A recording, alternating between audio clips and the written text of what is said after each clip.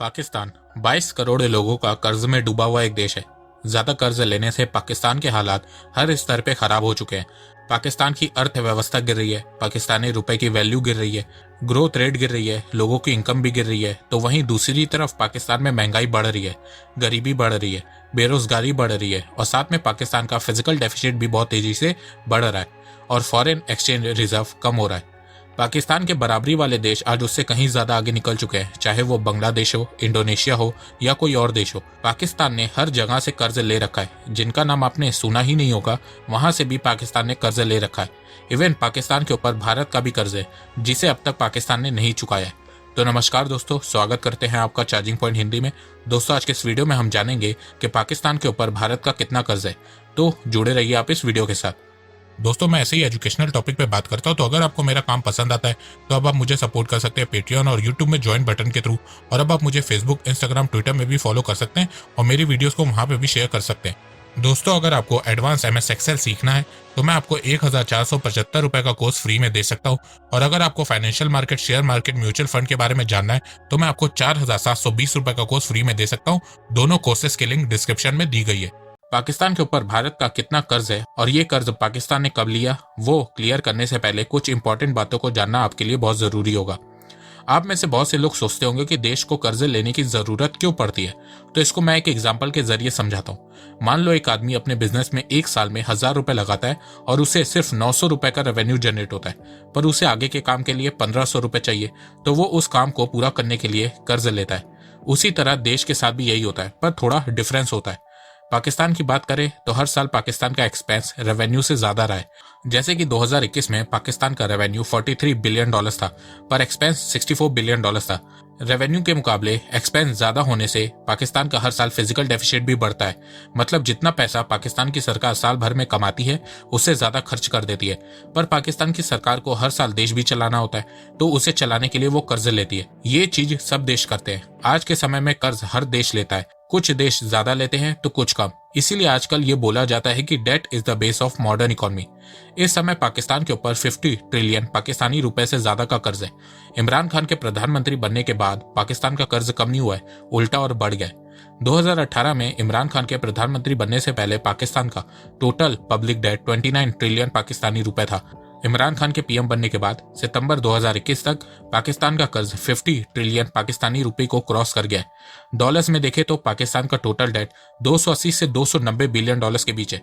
State bank of Pakistan ने अपनी report में बताया है कि इमरान खान ने पिछले 3.5 सालों में 20.7 ट्रिलियन पाकिस्तानी रुपए कर्ज लिया है। इतना कर्ज तो पाकिस्तान की पीपल्स पार्टी और PMLN ने 10 साल में नहीं लिया था। जहां पाकिस्तान की PMLN पार्टी ने हर दिन 580 करोड़ पाकिस्तानी रुपए कर्ज लिया था, वहीं इमरान खान ने हर दिन 1400 करोड़ रुपए कर्ज लिया है।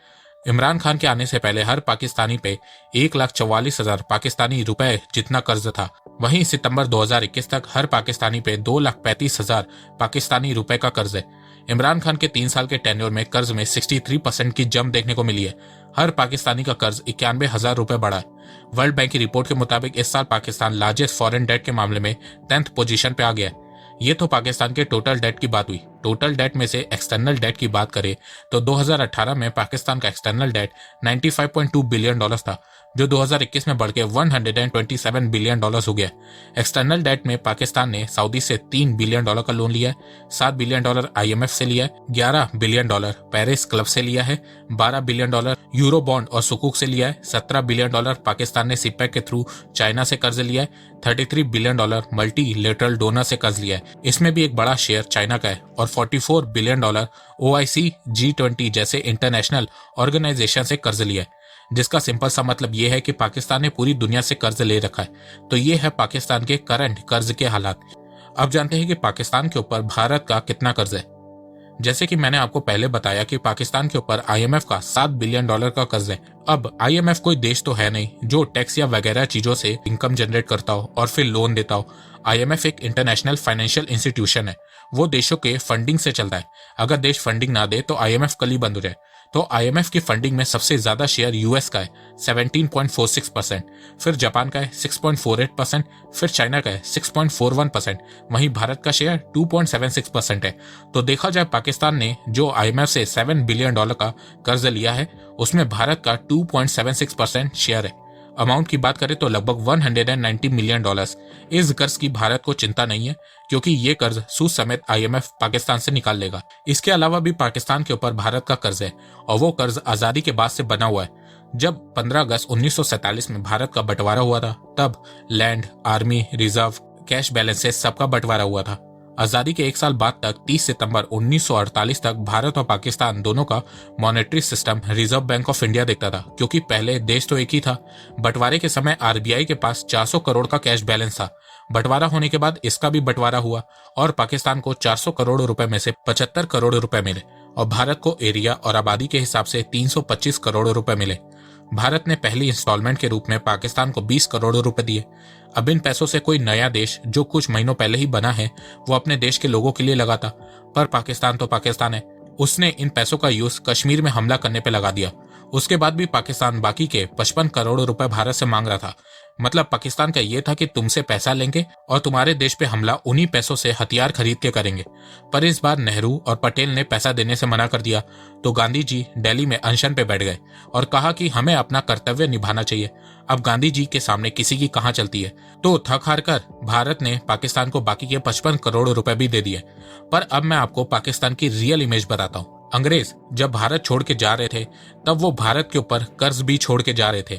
मतलब भारत को लूटने के बाद भी अंग्रेजों को चैन नहीं मिला, जो आजादी के बाद भी कर्ज छोड़ के चले गए। मार्च 1947 तक जब भारत का बंटवारा नहीं हुआ था तब उस समय भारत के ऊपर 2332 करोड़ रुपए का कर्ज था। जब भारत का बंटवारा हुआ तब कर्ज का भी बंटवारा हुआ तो भारत ने कहा कि इस कर्ज की रिस्पॉन्सिबिलिटी हम लेते हैं। पाकिस्तान को 2332 करोड़ रुपए में से सिर्फ 300 करोड़ रुपए देने होंगे, पर पाकिस्तान ने आज तक भारत को 300 करोड़ रुपए नहीं दिए। कर्ज ना चुकाना ये पाकिस्तान की पुरानी आदत है। अब यहाँ पे कुछ पाकिस्तानी बोलेंगे कि कर्ज तो भारत के ऊपर था, पाकिस्तान के ऊपर नहीं, तो पाकिस्तान कर्ज क्यों दे? तो एक बात बताओ, जब बंटवारा हुआ था तब पाकिस्तान ने RBI से 75 करोड़ रुपए क्यों मांगे? वो पैसे भी तो भारत ही के थे, वो भी ना लेते। मतलब भीख मांग लोगे पर कर्ज नहीं चुकाओगे। वाह। अगर इस 300 करोड़ रुपए को इन्फ्लेशन और 7% इंटरेस्ट रेट से कैलकुलेट करें और US डॉलर टर्म में कन्वर्ट करके देखें तो इस कर्ज की वैल्यू इस समय $5.6 बिलियन होगी।